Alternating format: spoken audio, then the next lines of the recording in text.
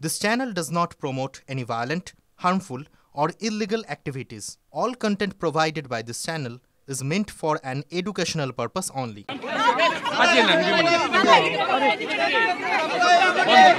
আরে যাবে তো সবাই পিছনে কিছু সামনে দেখুন আমরা আজকে জনস্বার্থে এসেছিলাম আমরা প্রধান বিরোধী দল বিধানসভা বন্ধ তাই আমাদের আসার বলার জায়গা নেই আমরা এখানে এসেছিলাম স্পেশাল সেক্রেটারি আমাদের সঙ্গে কথা বলেছেন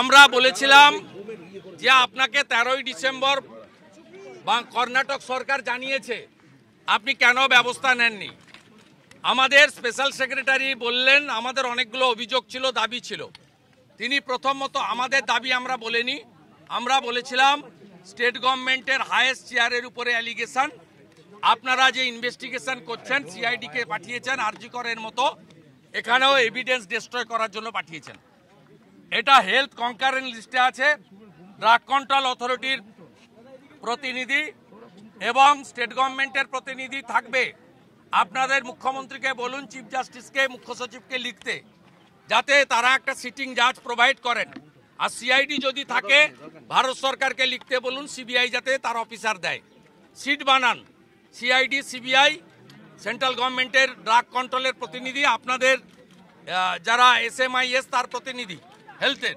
এবং এটা লিড করুক একজন সিটিং জাজ তার জন্য অনারেবল চিফ জাস্টিস ক্যালকাটা হাইকোর্টকে চিফ সেক্রেটারি লিখুক এটা আমরা বলেছি তিনি কোনো উত্তর দেননি 10ই ডিসেম্বর বলছেন আমরা নোটিশ করেছি বন্ধের জন্য গত বছর 24 পরে বলছেন 11ই ডিসেম্বর করেছি আমি আমার মোবাইল থেকে খুলে দেখিয়ে দিয়েছি যে 8ই জানুয়ারি 12টার সময় আমি পোস্ট করেছিলাম 2:48 এমএসভিপি সিএমওএইচ ডেপুটি সিএমএইচকে ব্যান ডিক্লেয়ার করে মেসেজ পাঠিয়েছে তারপরে গতকাল 14ই জানুয়ারি তার নোটিশের কপিও আমি দেখিয়েছি কত বড় মিথ্যা কথা বলছে যে এই যদি স্টকে থাকে দেবেন না উত্তর দিতে পারেনি এবং আমরা বলেছি দুটো বাচ্চা আছে প্রসূতি মাকে মমতা ব্যানার্জির জন্য মারা গেছে আপনারা দায়ী আপনারা 50 লক্ষ টাকা দিন চাকরি দিন ওই বাড়ির লোককে দুটো বাচ্চার দায়িত্ব নিতে হবে 3 জনের কথা আমরা জিজ্ঞেস করেছি প্রথমে বলল ক্রিটিক্যাল পরে বলল আন্ডার ট্রিটমেন্ট আমরা জানি 3 জন মাই সিরিয়াস সবচেয়ে বড় যে ক্ষমার অযোগ্য অপরাধ গত 1 মাস ধরে এই স্যালাইন যাদের গায়ে দিয়েছে তাদের কিডনি ভবিষ্যতে নষ্ট হতে পারে ডাক্তাররা বলছে এক্সপার্টরা বলছে আমি বলছি না আমরা তালিকা চেয়েছি তালিকা প্রকাশ করে তাদের চিকিৎসার দায়িত্ব নিতে হবে নইলে 6 মাস পরে বলবেন সুগার ছিল তাই কিডনি ফেল করেছে ক্রিয়েটিনিন বেশি বলে কিডনি ফেল করেছে এগুলো শুনবো না 1 মাসের বেশি কয়েক লক্ষ মাকে রোগীকে সমস্ত সরকারি হসপিটালে তারা এই বিষ স্যালাইন ঢুকিয়েছে তার তালিকা প্রকাশ করতে হবে আমরা বলেছি এবং আমরা ইলেকট্রনিক্স কমপ্লেক্স পিএসএ আমরা এফআইআর করব মমতা ব্যানার্জি স্বাস্থ্যমন্ত্রী স্বাস্থ্য সচিব নারায়ণ স্বরূপ নিগম মেদিনীপুরের সুপার 3 জনকে অবিলম্বে গ্রেপ্তার করতে হবে এবং 1 মাস ধরে কাকে কাকে এই বিষ স্যালাইন দিয়েছেন আপনার কাছে মেডিসিনেরও যেমন স্টক রেজিস্টার আছে রোগীরও রেজিস্টার আছে সরকারি হসপিটাল থেকে একদম ব্লক হেলথ সেন্টার থেকে মেডিকেল কলেজ এবং স্টেট হসপিটালগুলোতে তার তালিকা যদি প্রকাশ না করেন 6 মাস পরে 8 মাস পরে 3 মাস পরে প্রত্যেকেই এক্সপার্টরা বলছেন তাদের কিডনি এফেক্টেড হবে এই সংখ্যাটা 3-4 নয় আমি জিজ্ঞেস করেছিলাম এই 4 জনকেই দিয়েছেন না আর কাউকে বলছে আমি এটা বলতে পারবো না তার মানে বুঝে নেন এরা ক্ষমার অযোগ্য কাজ করেছে যে সমস্ত রোগীর গায়ে গরিব মানুষ তাদের গায়ে এই বিষ ইনজেকশন স্যালাইন ঢুকালেন ধ্বংস হবে এরা ধ্বংস হবে মানুষের অভিশাপে বলছেন যে সিনিয়র চিকিৎসক ছিলেন না ট্রেনি চিকিৎসকেরা অপারেশন করেছে অপারেশনের সঙ্গে নো রিলেশন। ডিমান্ড হচ্ছে এই ব্র্যান্ডের ওষুধ নিয়ে। 13ই ডিসেম্বর অ্যালার্ট করেছে, বলছে 11 ডিসেম্বর আমরা ব্যান করেছি। তারপরে 8ই জানুয়ারি মেসেজ দিয়ে ব্যান করেছে, 14ই জানুয়ারি ওষুধের তালিকা দিয়ে ব্যান করেছে, মানে গতকাল। আমরা তো শুধু বলছি এই মুখ্য সচিব তালিকা দিন। সব হসপিটালে পেশেন্ট রেজিস্টার আছে, সব হসপিটালে মেডিসিন রেজিস্টার আছে। কত হাজার কত লক্ষ লোকের গায়ে এই 20 স্যালাইন ঢোকালেন, তালিকা চাই। দাদা অদ্ভুত একটা জিনিস, তৃণমূল মুখপাত্র বলছে যে জুনিয়র চিকিৎসকেরা দায়ী। দেখতে পাবেন দাদা তৃণমূল মুখপাত্র বলছে জুনিয়র চিকিৎসকেরা দায়ী, আর অভিষেক বন্দ্যোপাধ্যায় বলছে আমি ওদের কথার উত্তরই দেব না। Mamata should resign and book. Junior চিকিৎসকরা, মমতাকে অ্যারেস্ট করতে হবে। জুনিয়র চিকিৎসক এখানে মমতা ব্যানার্জির কথা ছাড়া পাতা নড়ে না। সব ল্যাম্পপোস্ট, মমতাকে অ্যারেস্ট করতে হবে, কোনো কথা নেই। বিধানসভা বন্ধ, তাই এখানে নেমেছি, আমরা ছাড়বো না। আমি মহামান্য উচ্চ আদালতকেও বলবো বাংলার মানুষকে বাঁচান।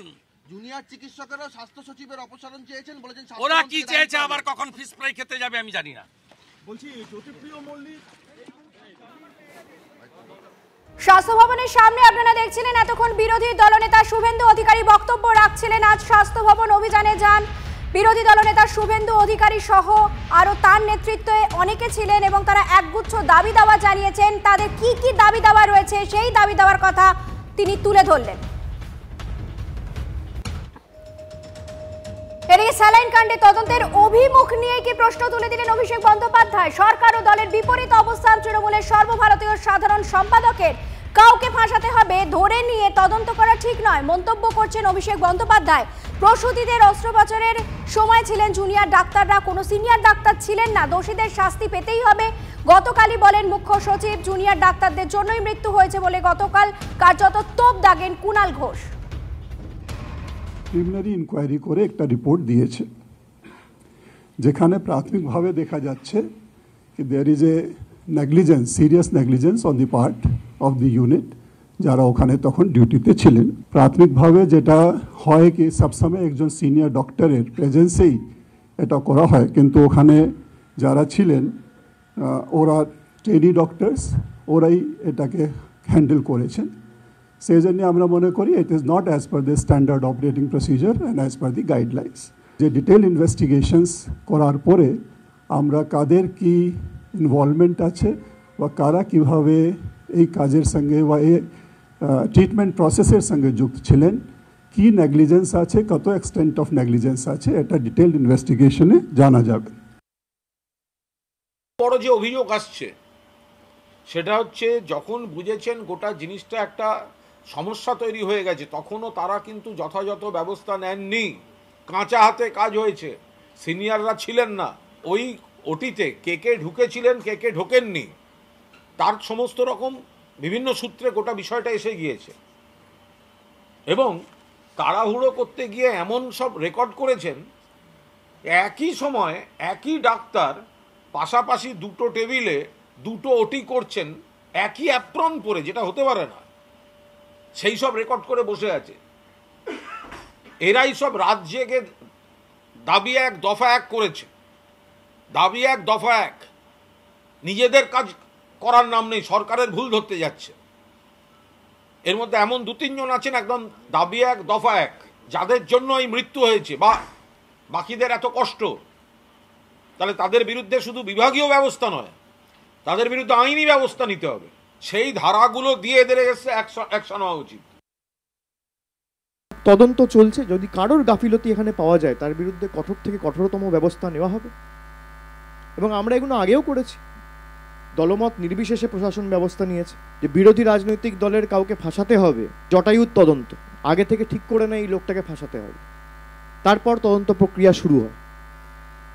আর আমাদের তদন্তের মতো চলে। যদি কারোর যোগসাযোগ থাকে, রাজ্য পুলিশ প্রশাসনকে মুখ্যমন্ত্রী বারে বারে বলেছে তদন্তের মতো এগোবে। যদি কেউ কোনো রকম ভুল করে, কোনো রকম কোনো অপরাধের সাথে যুক্ত থাকে, সে যে রাজনৈতিক দলের হোক, যে বর্গের হোক, যে ধর্মের হোক, যে জাতির হোক, একজন দোষী দোষী, একজন অপরাধী অপরাধী। অপরাধীর কোনো জাত হয় না, অপরাধীর কোনো ধর্ম হয় না, কোনো রাজনৈতিক দল হয় না। আমরা ব্যবস্থা নিয়েছি এবং আগামী দিনেও ব্যতিক্রম হবে না। সেই সত্যের অনুসন্ধান না করে শুধু সিনিয়র জুনিয়র ডাক্তারদের উপর যদি আমরা চাপিয়ে দিই, তাহলে আমরা সত্যের কাছাকাছি পৌঁছতে পারবো না। আর ওই নিয়ে যে ঘটনার পরিপ্রেক্ষিতে এই কথা আপনারা বলছেন, সেই জায়গা থেকে পরিষ্কারভাবে যেটা জানা যায়, বিভিন্ন জায়গাতে এই সেম প্যাটার্নের ডেথ রিপোর্ট অলরেডি আছে, সেগুলো স্বাস্থ্য দপ্তর জানে। তাহলে সেইগুলোতে প্রপার তদন্ত যদি না হয়, তাহলে আমরা সত্যের কাছাকাছি পৌঁছতে পারবো না। বিভিন্ন স্বর নিয়ে কথা হতে পারে, আমার পরিষ্কার বক্তব্য, সত্য খোঁজার স্বর সবার কণ্ঠে ধ্বনিত হোক। এদিকে প্রসূতি মৃত্যুতে মেদিনীপুর মেডিকেলে সিআইডি জিজ্ঞাসাবাদ। মৃতা মামুনি রুইদাস এবং চিকিৎসাধীন রেখা সাউয়ের পরিবারের সঙ্গে কথা সিআইডি আধিকারিকদের। স্যালাইন কাণ্ডে সামান্য জিজ্ঞাসাবাদ জানিয়েছে মৃতের পরিবার। সিআইডি তদন্তে আদৌ আস্থা আছে কি প্রশ্নে ভুক্তভোগীদের উত্তর, সবই ভগবান জানেন। আমাকে বলছিল বলে আপনি যদি বাচ্চার দায়িত্ব নেন তাহলে আপনাকে সই করতে হবে। আমি বলছি আমি তো সই করতে পারবো না, আমি স্বামীকে না জেনে। আমার স্বামী বৈকালে আসবে, আপনারা দেখা করবে আমার স্বামীর সঙ্গে, আমার স্বামী কথা বলবে আপনাদের সঙ্গে। নাম, ভিলেজ অ্যাড্রেস, এগুলো ঠিকানা, মোবাইল নাম্বার সব কিছু নিল। ঠিক আছে, দিয়ে আমি বললাম যে এরকম তো ভর্তি আছে, দুদিন তো দেখতে পাইনি বাচ্চাকে, এখনো পর্যন্ত ভয়ে টেনশনে আছি, বাচ্চা তখন এর ভিতরে, মা কিন্তু এখন বর্তমান সুস্থ আছে। ঠিক আছে, সে ঠিক হয়ে যাবে।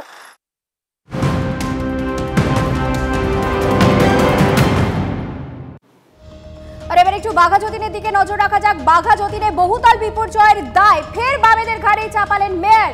বামফ্রন্ট আমল থেকে এই সব জায়গায় প্ল্যানে অনুমোদন লাগে না। বামফ্রন্টের সময় জলাজমি ভরাট করে বাড়ি তৈরি হয়েছে, এই বাড়িটাও বামফ্রন্ট আমলেই তৈরি। বাম আমলের পাপের বোঝা বইতে হচ্ছে, মন্তব্য করেন ফিরহাদ হাকিম। বামফ্রন্টের আমল থেকে একটা ট্র্যাডিশন হয়ে গেছিল যে ওই সব জায়গায় স্যাংশন প্ল্যান লাগে না, এবং বহু জায়গায় দেখবেন যে কলোনি এলাকাগুলোয় নিজেরা একটা কোঅপারেটিভ তৈরি করে নেয়, করে নিয়ে তারাই স্যাংশন করে, তারাই প্ল্যান করে। ওই কলোনি এলাকাগুলো প্রথমে জলাজমি ছিল, সেগুলো ফিলিংও হয়েছে সব লেফট ফ্রন্টের সময়। এই ট্র্যাডিশনটা তখন চলেছে। এই বাড়িটার ক্ষেত্রেও আমি যতদূর জানি যে এটা প্রায় 12-14 বছর আগেকার বাড়ি, এবং সেই বাড়িটা হেলে পড়েছিল, ওরা ঠিক করতে গিয়ে পুরোটাই হেলে গেছে। আমরা একটু প্রতিক্রিয়া জানার চেষ্টা করব। আমাদের সঙ্গে এই মুহূর্তে টেলিফোনে রয়েছেন চয়ন ভট্টাচার্য, কলকাতা পুরসভার প্রাক্তন কাউন্সিলর। আপনাকে প্রথমে স্বাগত জানাই, এবং দ্বিতীয়ত আমার যে প্রশ্ন তা হলো, বাঘা যতীনে যে এই বহুতল বিপর্যয় হলো, এখানে কিন্তু সেই বামেদের ঘাড়েই দোষ চাপাচ্ছেন মেয়র। আপনার কি প্রতিক্রিয়া? এখন সব জায়গায় বামফ্রন্টের ভূত দেখছেন, আমাদের নাকি দূরবীন দিয়ে দেখা যায় না। মেয়র সাহেব ভুলে গেছেন যে এই কনস্ট্রাকশনটা শুরু হয়েছিল 2012 সালে, তখন ওর দল অলরেডি পুরসভায় চলে এসেছে। এক, দুই হচ্ছে যে বাকি কোনো জায়গায় তো যাদবপুরের এপারটায় কখনো এরকম নির্মীয়মান বাড়ি নয়, নির্মিত বাড়ি ভাবে ভেঙে পড়েছে, 5-6 বছর আগেকার পুরনো বাড়ি ভেঙে পড়েছে, এমন ঘটনা ঘটেনি। এটা জলাজমি ভরাট করে ওনারাই করিয়েছিলেন, এবং সরু গলিতে, আপনি যদি কখনো যান গিয়ে দেখবেন, সরু গলিতে 4তলা বাড়ি, ওটা ভেঙে পড়ারই কথা ছিল, ওটা ভেঙে পড়তোই। এবং ওই 4তলা কেন হচ্ছে ওই নিয়ে তৃণমূলের নিজেদের মধ্যে গোলমালও লাগে। এই বিষয়গুলো যদি মেয়র সাহেব ভুলে যেতে চান, সে কারণেই ভুলে গেছেন। এগুলো আমাদের ঘাড়ে দোষ চাপিয়ে লাভ নেই, লোকে তো দেখেছে ওখানে কে কি করেছে না করেছে, ওগুলো বলে লাভ নেই। একবার মেয়র সাহেব নিজে যদি ওখানে পরিদর্শনে যান, গণবিক্ষোভের মুখে পড়বেন। ওখানকার কাউন্সিলরকে আমরা গ্রেপ্তারের দাবি জানিয়েছি, প্রমোটারকে এখনো খুঁজে পাওয়া যাচ্ছে না, কেন কে জানে, প্রমোটার তো লোকালি ওখানে কাছাকাছি থাকেন উনি, ওনাকে এখনো গ্রেপ্তার করা হয়নি, কারণ সেই প্রশ্নটা আমরা পাল্টা তুলছি। আমাদের ঘাড়ে দোষ না চাপিয়ে নিজেদের দিকে তাকান, আয়নাতে মুখ দেখুন মেয়র সাহেব। অনেক ধন্যবাদ চয়নবাবু। কথা বলছিলাম চয়ন ভট্টাচার্যের সঙ্গে। বাঘা যতীনে বহুতল বিপর্যয়ের দায় ফের বামেদের ঘাড়ে চাপালেন মেয়র। বামফ্রন্ট আমল থেকে এইসব জায়গার প্ল্যানে অনুমোদন লাগে না। বামফ্রন্টের সময় জলাজমি ভরাট করে বাড়ি তৈরি হয়েছে। বর্তমান কাউন্সিলর ওই ওয়ার্ড, অর্থাৎ 99 নম্বর ওয়ার্ডের বর্তমান কাউন্সিলর মিতালি বন্দ্যোপাধ্যায় এই বিপর্যয় নিয়ে কি বলছেন আপনাদের শোনাই।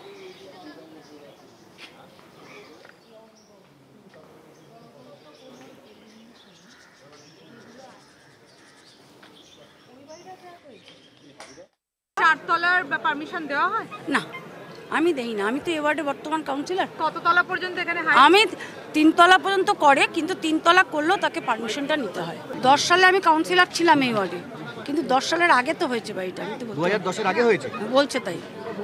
ওরা তো বলছে 12 বছর হ্যান্ডওভার পেয়েছে। হ্যান্ডওভার 10 এর আগে শুরু হয়েছে, 10 এরও আগে। লিফটিং এর যে কাজ চলছিল তার অনুমতি নেওয়া হয়েছিল? লিফটিং এর কাজের অনুমতি না, বললাম না, বিন্দুমাত্র জানতে পারিনি। প্লাস্টিক দিয়ে ঘিরে কাজটা করছে। এদিকে বাঘা যতীনের ছবিটা এই মুহূর্তে ঠিক কি উঠে আসছে জানতে চলে যাব আমাদের প্রতিনিধি সুপ্রিয়র কাছে। সুপ্রিয়, সকাল থেকে তো বাড়ি যে বাড়িটি ভেঙে পড়েছিল খানিকটা, সেটা পুরোটা ভাঙার কাজ শুরু হয়। এই মুহূর্তে কি ছবি উঠে আসছে? চয়নিকা, তোমাকে প্রথমে যেটা বলবো, ইতিমধ্যেই এই 4 তলা ফ্ল্যাট বাড়ি ভেঙে পড়াকে কেন্দ্র করে রাজনৈতিক যে টানাপোড়েন বা বলা যেতে পারে দায় ঠেলাঠেলির যে পরিস্থিতি, সেটা একদিকে যেমন তৈরি হয়েছে, তার পাশাপাশি গার্ডেন রিচে এর আগে আমরা দেখেছিলাম নির্মীয়মান বাড়ি ভেঙে পড়ে সেখানে ধ্বংসস্তূপে চাপা পড়ে বেশ কয়েকজনের মৃত্যুর ঘটনা। এক্ষেত্রে হয়তো সে ধরনের বিপর্যয় ঘটেনি, কিন্তু এই যে 4 তলা ফ্ল্যাট বাড়ি গতকাল যে হেলে পড়েছে, 24 ঘন্টারও বেশি সময় ইতিমধ্যেই অতিক্রান্ত হয়ে গেছে। সম্পূর্ণভাবে এই গোটা ফ্ল্যাট বাড়িটি ভেঙে ফেলার প্রক্রিয়া কিন্তু এখনও শুরু হয়নি। তার কারণ এখানে যে সমস্ত পরিবারের সদস্যরা বসবাস করতেন বা যারা ফ্ল্যাট কিনেছিলেন এখানে, তাদের দৈনন্দিন ব্যবহৃত যে সমস্ত আসবাবপত্র থেকে শুরু করে বিভিন্ন সামগ্রী সব কিছুই কিন্তু এই ফ্ল্যাট বাড়ির মধ্যে রয়েছে। তো পুরসভার তরফ থেকে ইতিমধ্যেই যে সমস্ত বিল্ডিং বিভাগের যারা কর্মীরা এখানে কাজ শুরু করছেন, দেখতেই পাচ্ছেন জেসিবি নিয়ে আসা হয়েছে। জানলা দরজা যেদিক থেকে তারা নিরাপদভাবে ভিতরে ঢোকার চেষ্টা করছেন এবং সেখান থেকে ঢুকে যতটা সম্ভব আসবাবপত্র এখানকার বাসিন্দাদের বা যারা ফ্ল্যাট ওনার রয়েছেন তাদের সেই সমস্ত সামগ্রীগুলো বের করে নিয়ে আসা হচ্ছে এবং সেই কাজ সম্পন্ন হওয়ার পরেই কিন্তু এই যে 4 তলা ফ্ল্যাট বাড়ি এটাকে সম্পূর্ণরূপে ভেঙে ফেলার যে কাজ, সেই কাজ শুরু হবে। কিন্তু সেক্ষেত্রে আমার ক্যামেরা পার্সন গৌরবকে বলবো একটু ডান দিকের অংশটা দেখানোর জন্য। ডান দিকে এই যে টিনের চাল দেওয়া যে 1 তলা বাড়ি রয়েছে, সেই 1 তলা বাড়িটিকে কিভাবে সুরক্ষিত রেখে এই 4 তলা ফ্ল্যাট বাড়ি যেটা হেলা পড়েছে সেটাকে পুরোপুরিভাবে ভেঙে ফেলা যায়, ভেঙে গুড়িয়ে ফেলা যায়, সেই কাজ করা হবে। ইতিমধ্যেই আমরা এখানে দেখতে পাচ্ছি যে কলকাতা পুরসভার বিল্ডিং বিভাগের যারা আধিকারিকরা রয়েছেন তারা এসে পৌঁছেছেন। তবে যে অভিযোগ উঠে আসছে, যেটাকে কেন্দ্র করে রাজনৈতিক দায় ঠেলাঠেলির পর্ব ইতিমধ্যেই শুরু হয়েছে, তা হচ্ছে যে যথাযথ নিয়ম না মেনে একদিকে যেমন এই 4 তলা ফ্ল্যাট বাড়ি তৈরি হয়েছিল এবং তার পরবর্তীতে হেলে পড়ার পর কিছুদিন আগে যখন কিছুটা অংশ হেলে পড়ে, তারপরে যে হাইড্রোলিক জ্যাকিংয়ের যে কাজ 17ই ডিসেম্বর থেকে শুরু হয়েছিল, সেক্ষেত্রেও কিন্তু যথাযথ নিয়ম মানা হয়নি বা কোনো রকম অনুমতি নেওয়া হয়নি, এমনটাই কিন্তু অভিযোগ। এবং তার ফলেই কিন্তু এই এত বড় ভয়াবহ বিপর্যয়।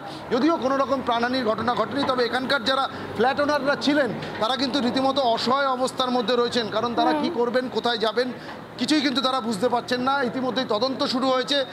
এই যে ডেভেলপার থেকে শুরু করে যারা এই ফ্ল্যাটের ওনার ছিলেন, এমনকি যারা এই যে লিফটিংয়ের কাজ করছিলেন, সেই সংস্থা হরিয়ানার যে সংস্থা নাগরা কনস্ট্রাকশন প্রাইভেট লিমিটেড, তাদের বিরুদ্ধেও কিন্তু অভিযোগ ধন্যবাদ সুপ্রিয়। কথা বলছিলাম আমাদের প্রতিনিধি সুপ্রিয়র সঙ্গে।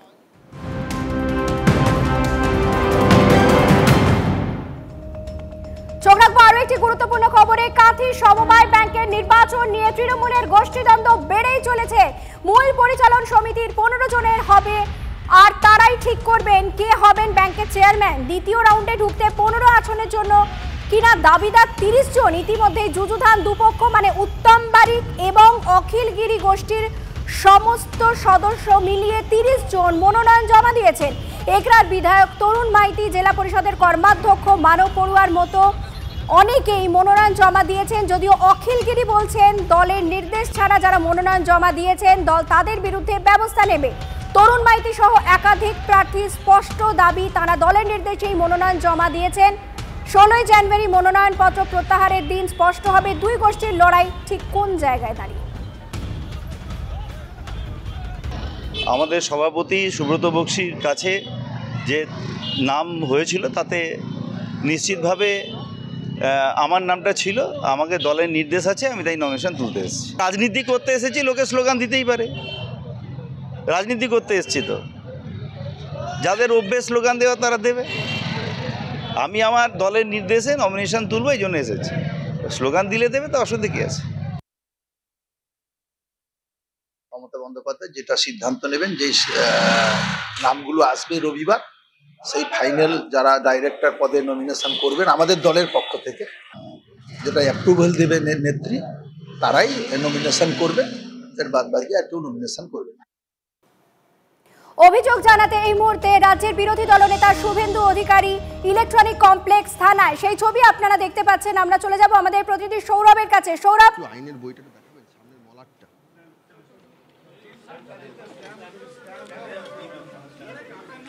দেখো জয়নিকা, এই মুহূর্তে যে তুমি ছবিটা দেখতে পাচ্ছ যে ক্রিমিনাল ম্যানুয়াল, একেবারে ক্রিমিনাল ম্যানুয়াল হাতে নিয়ে বিরোধী দলনেতা শুভেন্দু অধিকারী ইলেকট্রনিক্স কমপ্লেক্স থানায় এসেছিলেন যাতে তার অভিযোগ দায়ের হয়। তার সঙ্গে তার আইনজীবীরা ছিলেন এবং এই মুহূর্তে তারা এখানে দীর্ঘক্ষণ দাঁড়িয়ে থাকার পর সেখান থেকে তারা জানিয়ে দেন যে এখান থেকে মেল করে দেওয়া হবে। আর শুভেন্দু অধিকারী এখানে বেরিয়ে যাচ্ছেন। কার্যত নাটকীয় একটা মুহূর্ত। স্বাস্থ্য ভবন থেকে বেরোনোর সময় তিনি বলেছিলেন যে তিনি অভিযোগ দায়ের করবেন ইসিপিএস থানায়, এবং সেই মতো বেরোনোর পর ইসিপিএস থানায় তিনি পৌঁছন, আইনজীবী সঙ্গে নিয়ে পৌঁছন, সঙ্গে ক্রিমিনাল ম্যানুয়ালের বই, এবং সেই ক্রিমিনাল ম্যানুয়াল দেখিয়ে তিনি এখানে অভিযোগ দায়েরের বিষয়টা আসেন। শুভেন্দু বলছেন, অভিযোগটা যদি একটু নির্দিষ্ট করে আমাদের দর্শক বন্ধুদের সামনে তুলে ধরো। 4 বছরে প্রথমবার দেখা গেল স্বাস্থ্যমন্ত্রীর বিরুদ্ধে এফআইআর হলো, এবং খুব মাথা নিচু করে রিসিভ করে সই করে স্ট্যাম্প না গিয়ে ডেট দিয়ে ভদ্রভাবে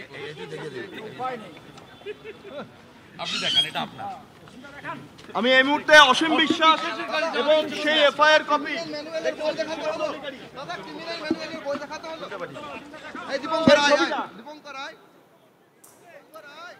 ইলেকট্রনিক কমপ্লেক্স থানার ছবি আপনারা এই মুহূর্তে দেখতে পাচ্ছেন। কিছুক্ষণ আগেই পৌঁছে যান শুভেন্দু অধিকারী এবং তার আগে তিনি স্বাস্থ্য ভবন অভিযানে গিয়েছিলেন একগুচ্ছ দাবি দাবা নিয়ে। বিষ স্যালাইন কাণ্ডে যখন গোটা রাজ্য রাজনীতি তোলপাড়, সেই জায়গায় দাঁড়িয়ে শুভেন্দু অধিকারীর নেতৃত্বে আজ একটি দল যায় স্বাস্থ্য ভবনে। প্রথমে তাদের ব্যারিকেড করে আটকে দেওয়া হয়। पॉइजन सलाइन इलीगल मेडिसिन उसके जिम्मेदार लेते हुए वो लोग को हिरासत में लिया जाए। দাদা ক্রিমিনাল ম্যানুয়াল দেখিয়ে অভিযোগ দায়ের করতে হলো? ক্রিমিনাল ম্যানুয়াল, হ্যাঁ, আমাদের সঙ্গে দুজন হাইকোর্টের লয়ার এসেছিলেন, মানে অসীম বিশ্বাসের সাথে আমি অ্যাকম্পানি করেছি। অভিযোগ দায়ের করলেন? আমার মিছিল, দাদা ইমেল করলেন নাকি? অভিযোগ দায়ের করলেন দাদা? ওই তো রিসিভ কপি নিয়ে নেন অসীম বিশ্বাসের কাছে, রিসিভ করে দিন। মুখ্যমন্ত্রীর বিরুদ্ধে অভিযোগ দেয়, রিসিভ করে দিন।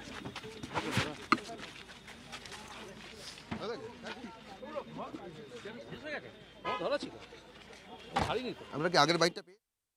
থানা ছবি আপনারা দেখতে পাচ্ছেন। হাইকোর্টের দুজন লয়ারকে নিয়ে শুভেন্দু অধিকারী আজ পৌঁছে যান ইলেকট্রনিক। এই প্রথম রিসিভ করে ডেট দিয়ে ভদ্রভাবে করেছে, ঠিক আছে, একদম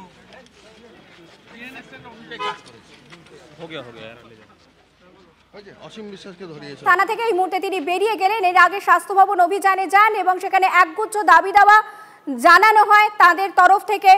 স্বাস্থ্য ভবন অভিযানে কিছুটা আগে তাদেরকে আটকে দেওয়া হয় এবং পরে তিনি সেখান থেকে এগিয়ে গিয়ে স্বাস্থ্য ভবনে যান। তাদের যে দাবি দাওয়া রয়েছে এই বিষ স্যালাইন কাণ্ডে, সেই বিষয়টি তুলে ধরা হয়।